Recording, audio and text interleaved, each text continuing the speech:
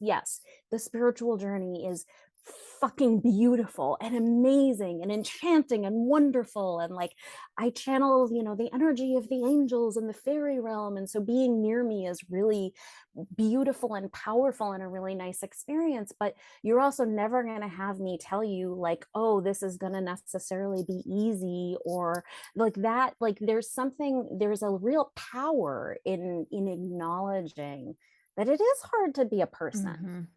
Mm-hmm.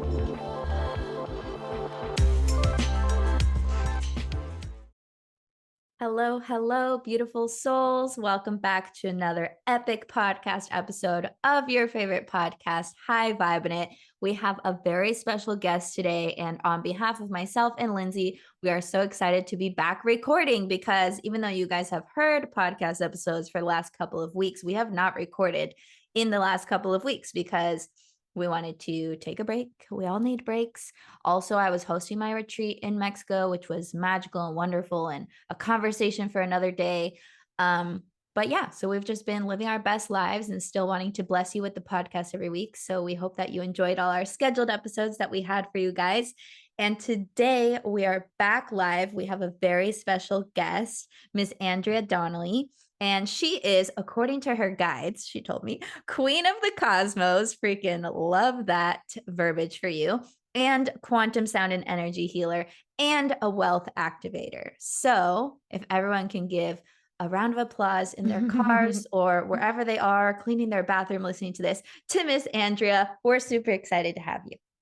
Naps to Oh, Andrea. thank you. I'm so happy to be here, and I'm really honored because this is Halloween, Samhain that we are Yes. recording. So it feels like so perfect, right? I just got chills thinking about even just like the title of this, High Vibing It. What a perfect way to celebrate all of the energy available to us right now. This Yes. is so fun. So Magical you guys listening, times, eclipse yeah. season, everything's happening. Oh yeah. You guys listening are listening to this a week after Halloween. So if you haven't listened to the actual Halloween episode, go back and listen to it because I give a very, I think, pretty good history on the origin of Samhain and actually Halloween and where it comes from and why certain traditions are the way they are. So it was very interesting. If you're listening to this, go listen to the Halloween episode if you haven't. But we are actually recording on the high vibe day of Halloween. The portal, the veil is thinning, you guys. I'm so excited. I have my ofrenda ancestral altar up. And actually, one of my aunts on that altar died on Halloween. So I'm super excited about that. I know Whoa. it's probably not something to be excited about, but I am totally. And so, yeah, I'm excited to talk about ancestral healing because that's what you do as well. And I'm dabbling in it myself. But let's talk first about where you come from, my dear. What planet are you from? What star system? Let's get into the nitty gritty and why you do kind of what you do. So, what's your story? So my story is that I was born remembering a lot of things that other people have forgotten. So I'm kind of from everywhere. Like I have been around the cosmos. I am part starseed, part angel. I channel what my guides call all the good vibes. I have a admittedly brilliant spiritual IQ. And from the time I was a baby, I talked very clearly with my guides, and I channeled light language from from the time that I have memories. And I've been on this wild metaphysical journey in this and all lifetimes. I really came here, like the two of you and like many of the people listening to this, to really mix it up, to help everyone that I engage with really remember the truth of who you are. I do all kinds of different things. I've been studying energy work for over 2 decades.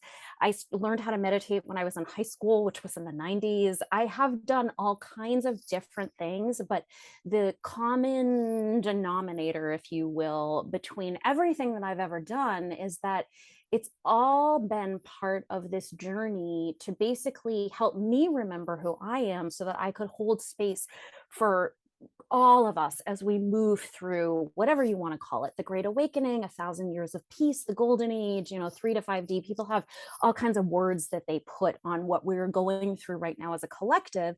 And I was told from the time I was a kid that everything that happened in my life would make sense someday.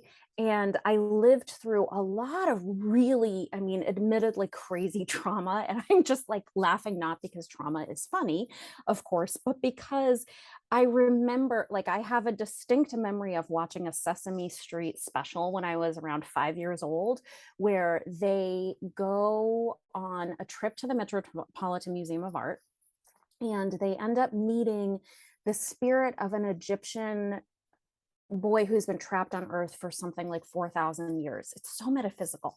This particular, it's called Don't Eat the Pictures. Damn, And Sesame Street. yeah, really for the Getting win it. with this one. Getting it, totally getting it. And they and Big Bird ends up like, they all go on this like really wild journey, and they want to help him connect back to his parents who have gone home to the stars, and he's been stuck on earth for thousands of years, really missing them, wanting so badly to reconnect. And so the Muppets help him figure it out, and what they're shown is the scales of justice, basically, and they're told that the way that you move forward is by keeping your heart as light as a feather. And when I was watching this, my guides were like, this is what you have to do. This is literally the point of your entire life, is to keep your heart as light as a feather no matter what happens to you. And I have been through it on this planet. Like, my dad passed away when I was like 2.5, almost 3. My family experienced a lot. My family had a lot of like ancestral trauma that they were working through. There was a lot of just like really complex stuff that ended up happening to me as I was growing up. And I've been in 4 car accidents. I had a back surgery in 2018. I was disabled by nerve pain when I started my business. And my guides were like, 2020 hit, and they had been telling me my entire life that, again, someday it was going to all make sense. And 2020 hit. I woke up one morning in March, and they were like, I could literally feel that like the wind had changed. And I was like, oh, the thing I've been waiting for my whole life is really afoot, in an even deeper way, right? It's like it's all part of the journey, but I could feel that something was about to really shift from a planetary perspective. And my guides were like, girl, it's go time. You got to start that business, figure your stuff out. I had an active application pending for long-term disability at the time. And I was like, so I just want to be clear, because I'm not sure that I feel ready exactly, guys. Like, what are you talking about? And they were like, no, it's fine. Let's just start. Here's what's going to happen. You're going to do this. It's going to be great. I hired a business coach a couple of months later. And my entire life has transformed so rapidly in the past couple of years. I've lost a ton of weight. I've created this incredible business. I help people all over the world. And I think I know this is like a long-winded answer to your question. The last thing I will say before we move on is that one of my strongest, I think one of my strongest points is that no matter what happens to a person, no matter how complex someone comes, no matter what kind of baggage or trauma someone comes to me with, no matter how much they've already moved through, because of what I've lived through, I have such a unique perspective, and I can genuinely tell anyone with absolute certainty that no matter what they're going through, that there's a gold or silver thread that runs through it, and B, that there is a way to really lighten your load. And it's so fascinating, because one of the things that ends up happening is, like, I do all this really powerful healing work with people, and then they end up all like pretty much dollars for donuts, like over and over and over again. My clients, we do this work, and then they make so much more money.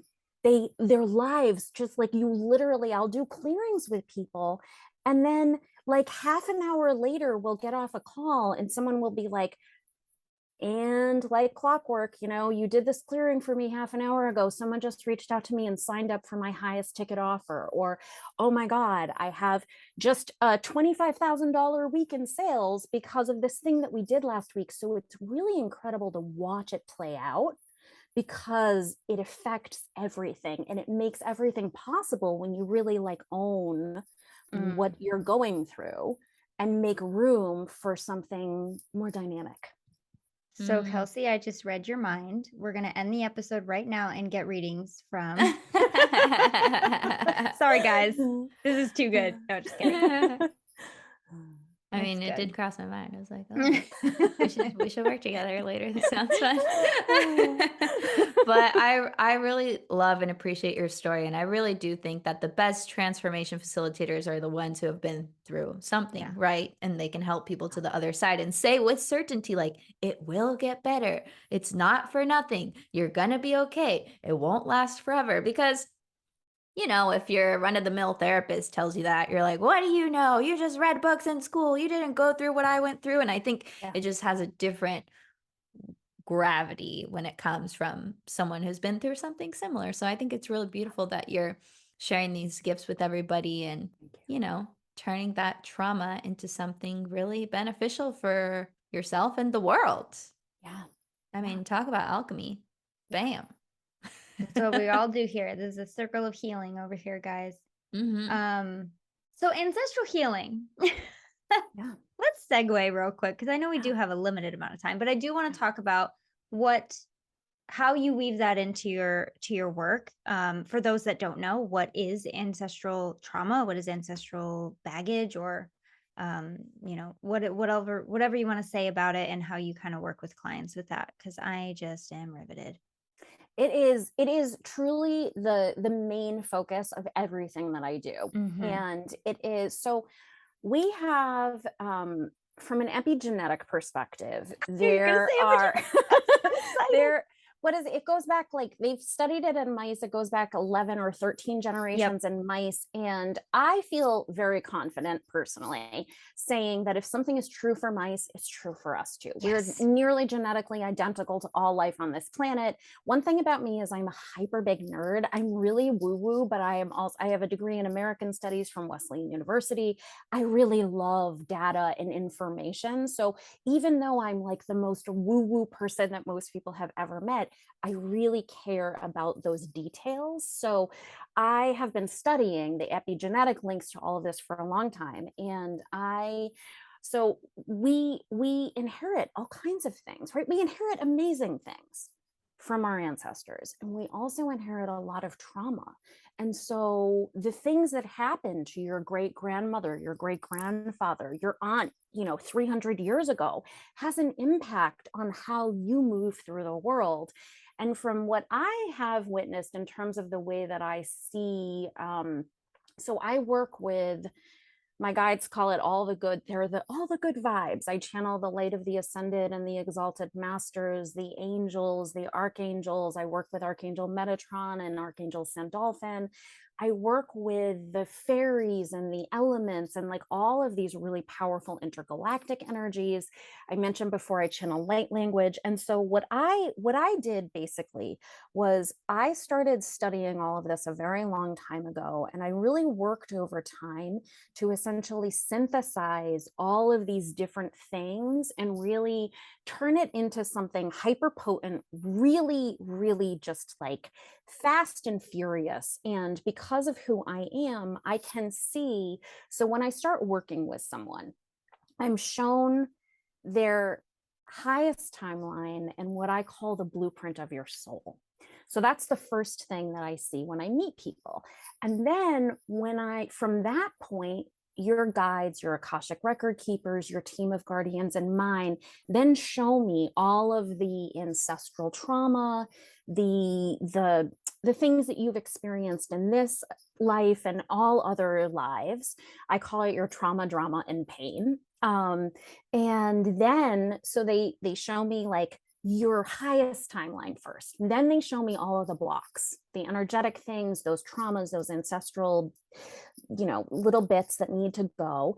And then so I am shown all of that. and I am able to very quickly use this modality that I fine-tuned over decades to clear all of that. And then that point, right, once we've like cleared so much of it, I anchor you into that first thing that I'm shown, which is your potential, your highest timeline, the you who sometimes you don't even like. It's fascinating to sit down with people and start doing this work, because a lot of times I can see things about people that they've literally never said out loud to anybody else. They're like secret hopes and dreams, and their guides, because of how clearly I communicate with spirit, will be like, tell this person this, tell this person this, and they'll like give me really clear, hyper specific things to say to people. So people are like, I've never told anybody that. Like, what kind of weird psychic spy are you? And because of how completely and how just like the energy that I channel, when we do that work, I start to be able to like really tap into the things that happened to you when you were little, the things that happened in, again, going back through all that ancestral line. And then one of my clients always says, she's like, you wave your finger wands. Because I do energy work using my hands in a lot of ways. And then I anchor you into that highest timeline and all of that. And it really, there's something about the way that I do it, that when people work with me, whether they do one session, whether they sign up to do one-on-one with me, I have clients who've worked with me for years. I have people who just jump into my world for, one call. But no matter what you end up doing, by lightening that energetic load that you have because of all of that ancestral stuff, when we do that work, it really changes things for you. And I call it like lightening you up, right? I've long sort of imagined it and called it your energetic bag of rocks. One of my best friends and I started calling it your bag of rocks years ago. And it's stuck with me because it's just the perfect thing, right? It doesn't matter what you've lived through. Maybe you somehow, right? This isn't real, but let's pretend hypothetically that someone was born in a really loving family where you were financially supported and emotionally supported and spiritually supported, like a beautiful house with land and animals that you loved, and your life was somehow perfect. You're still going to have stuff happen to you. You're still going to lose people. You're still going to experience grief. You're still going to end up in, people get injured. Like there's all kinds of stuff that happens to us. So that's the other part of the equation that I see from an ancestral healing perspective, is that because of just the trauma of being human, right? You not only have like a bag of rocks that goes back through other lifetimes and through the ancestral things you inherit, but you also, just the stress of being human, no matter how good your life is, this planet is a lot. We know this, right? Like if you have been on a journey for a long time, then you likely do not, and I know this is another thing that I'm really good at, I don't spiritually bypass. Yes, the spiritual journey is fucking beautiful and amazing and enchanting and wonderful, and like I channel, the energy of the angels and the fairy realm, and so being near me is really beautiful and powerful and a really nice experience. But you're also never going to have me tell you like, oh, this is going to necessarily be easy or like that. Like there's a real power in acknowledging that it is hard to be a person. Mm-hmm. Word. Yeah. I'm glad you said that little piece at the end, because I think people can think, oh, let me just go to a healer and all my problems will be solved and I don't have to do anything. Like, that's not exactly how it works. No. And if you're wanting to do nothing, then don't look to change your life. That's the advice I would give. The good, and from what I've seen, and I think you guys will agree, like most people who have lived in the opposite or the contrast of what they want for so long are willing to do the work. People are willing to do more work to avoid pain than they are to experience pleasure. So in that kind of tug of war, if you're ready, there comes a point where you will be willing to to do the work and not only do it, but be passionate about doing it. So luckily there's that too. If you're ready, if you're ready, the teacher will appear. You know what I mean? Absolutely. Absolutely. Yes. I really am dying to ask about light language, Let's talk about light because language. let me preface this, because obviously I'm a spiritual woman. I have channeling abilities in different niches of channeling, but this is not something I've ever connected with or been interested in. And every time I see people do it on Instagram, I'm like, that's not real. Like a part of me is like, no, skip, next. Because I don't know. It just looks so fake to me, or it looks like it does remind me. I just can't get with it. Like, help me get with it. Kelsey, I want to understand. I will be on your team with this a little bit because it does intrigue me. It does. And my brain says, if that's a real thing, that's freaking awesome. But it does bring to mind, like, speaking in tongues in church. Yes. It reminds me of that a little bit.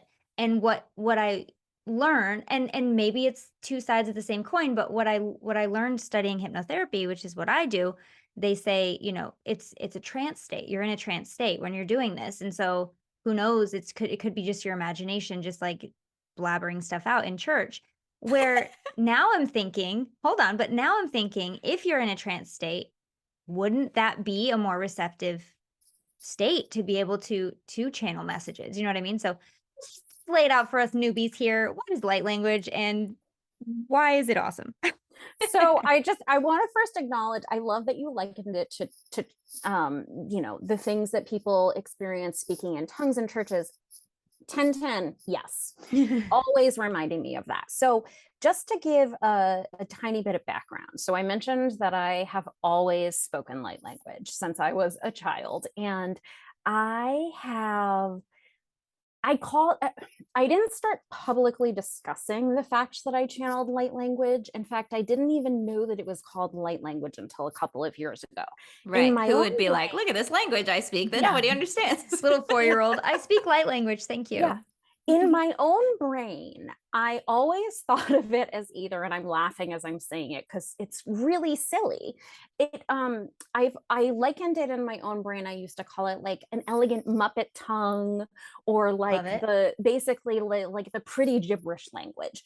And this was the thing about it, was that so things would happen to me. Like I grew up in a house that was right across from really beautiful old growth forest and swamp in central Massachusetts, which is like that's an anomaly.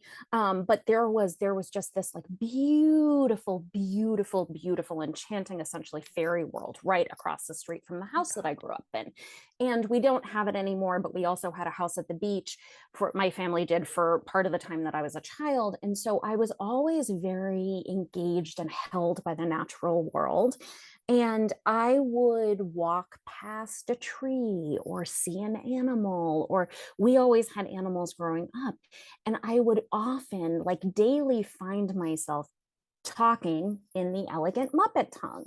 So I always knew that it was something. And this was the thing. I had a bunch of like crazy things happen when I was a kid. Like when I was around 4, I was in a park with my mom and one of my aunts, and I told them that I was going to catch a pigeon. And they were like, okay, come back with a pigeon in hand, And they're like, oh my God, let go of that bird right now. Also, how the friggin' hell did you catch a pigeon? Like, what are you doing? And I knew that the way that I had caught the pigeon was by speaking light language to the pigeon. A few years later, we were on a trip. We were visiting my grandmother in Florida. We were in a park, and there was an injured bird who, I think it was an egret, had a hook in its eye. It was like really having a hard time. And the rangers were struggling to like actually catch the bird to get it to a wildlife vet. And I said to my grandma and my mom, I was like, I can help. And they knew that I was really good, like that my family was like, you're an animal whisperer. And it was light language that I literally would whisper to animals with. So I get myself involved in this. I go up to this bird. I knew that what I was doing, I knew the light language was like too weird to like have people hear it. But as I was walking towards this bird, I started channeling light language, and I was just like, I also always knew what I was like saying, if that makes sense. So like Like what someone you were asked, intending to say. yeah, like what Yeah. I was intending. So I was like, listen, you're okay. Like these guys are just trying to help you. You're gonna be okay, but like you just need to calm down and like let them, like it's gonna be scary, but you're gonna be okay. And the bird let me walk up to it, wrap my little arms around it, and everyone was like, what did we just witness? Like, Mhm. how did that little kid manage to like come in? They had been struggling so much. And I used light language to just like literally, like I said, tell the bird this thing, and then it was okay. And they were able to get the bird to the vet. So that kind of stuff always happened with me. Can I just, I Yeah. have to interject and tell you, you and me had like the same childhood in the way of animal. I used to tell everybody like, oh, I can talk to any animal. I can talk to animals. Yeah. I'm an animal talker. I can do that. And I forgot that until this moment. Memory unlocked. I used to Oh, save yes. birds that fell out of their nests. I saved a mouse for my cat once. I used to save all kinds of animal. It bit me, but whatever. In the end, the mouse was like, screw you, I'm going to bite you. But I always used to say and think, but I wouldn't speak. I don't remember ever speaking words. I just remember like, I can just think it and they'll know what I'm saying. Or, I can just be calm and like exactly what you said, like have that intention of what you want to say to them and just like think it. Yeah. That's insane to me that you brought up animals because that was such a big part of my childhood of just being like I always felt safe with animals and I know that they always felt safe with me and I told everyone I could talk to animals. That's just too funny. And I think one thing that's really interesting to me about light language is like from where I stand, to me, light language is just the purest form of communication from divine source. And if you channel light language, there are, sometimes people will channel it. And I feel like channeling is a little bit complicated in general because I feel like there is a way to be a really clear channel, but there's also a lot, and I don't mean to say this to like scare people, but there's a lot It's of like Halloween. You can scare bunky, people. there's a lot of like bunky energy out there, like energy you don't want to channel. So I feel like especially for people who are just like starting to channel, it's really important to do work, to hire mentors, to work with people, Mhm. to really strengthen your energetic boundaries Yeah. so that the vibration that comes through you is truly of the purest light. Mhm. And so it's been really interesting because a couple of years ago I was reading, I don't even remember, I was like reading something, and I had been on such a like long spiritual journey that in some ways I feel like I sort of like I didn't even realize that light language was called light language. Like I knew that I had always been speaking this, well, again, the Muppet tongue, we'll call it the elegant Muppet tongue. I knew I had always been using the elegant Muppet tongue, but I realized a couple of years ago, I was like, oh, that is what I have been doing. And I can like hear different dialects of it. I channel like so many different types of it. I'm really happy if you guys want to channel a little for the audience, which we can do in a second, because I can literally just speak it all the time. I speak it to myself every day. I work on myself. I have 2 cats. I talk to them using it. I will literally, because I just do, I'm at this point, I'm just like shameless and how weird I am. Cause I just like, I'm Why just like, not? Love it. whatever. Listen, Um, after COVID, let's just be who we are no, because the other way is just dead. It's no, over, guys. it Just be is. who It's you are. dead. It's over. I'll be like literally walking down the street and I'll see like a tree and I'll just start talking, or I'll just be like walking down the street and there'll be a bunch of birds on a wire and I'm like, and I I love just like it. will literally like, because what I am always told by my guides and other people who have read for me have confirmed this, that my primary language is light language. Mhm. So I can just go in and out of it like literally at the drop of a hat. And I was talking with someone last week, and it was really interesting because she was like asking me all these questions about it. And she was like, "Do you know what you're saying?" And I was like, "Oh, yeah, yeah, yeah. Like, I am like fully fluid. I understand what I'm saying." And I have one of my one-on-one clients is so, all of my one-on-one clients are amazing, but one of them, I channeled light language at a retreat a couple of months ago, like in-person retreat, and she was there. And she afterwards was like, "I knew what you were saying, and I was like responding back to you in my own head while you were doing your work." And the thing about light language that to me is like so freaking exciting is that there's a way where, we have a lot of really cool healing modalities that are available to us at this point on earth, but light language is one of the fastest and most just like potent forms of healing that we have. And it is a trust fall. It sounds nutter butters. Like I don't I will not, you will never, again, you will not hear me be like, "Oh no, that sounds super reasonable." Like, no, it sounds crazy. Like however, I have a life of Yeah. proof, as it were, that backs up how powerful it is. And I do these I work like anytime that I work with clients and I do like a session with you, it'll often end up coming through. But I also do these really cool things that are just like channeled through your records, where you can have me do a personalized light language healing for you. And those are so much fun because I give people one of two options. They can either do like dealer's choice, where you just sign up and I talk to your guides, and will, just like be given, your guides will be like, "This is what they need to focus on, like, and give me some more information." And it's so crazy because most people who sign up for them let me just do it that way. And every single time people are like, "Oh my God." That's exactly what my current issue is. So thank you. Hey there. We hope you're enjoying this episode so far, but if you want to listen to the whole thing, we're going to invite you over to our podcast. Either search for High Vibin' It on iTunes, Spotify, wherever you guys listen to podcasts, or even better, if you want to watch the extended video version of this episode that's even longer than the actual podcast itself, head over to our Patreon at patreon.com/highvibe. Lindsay, tell them what's awesome about the Patreon.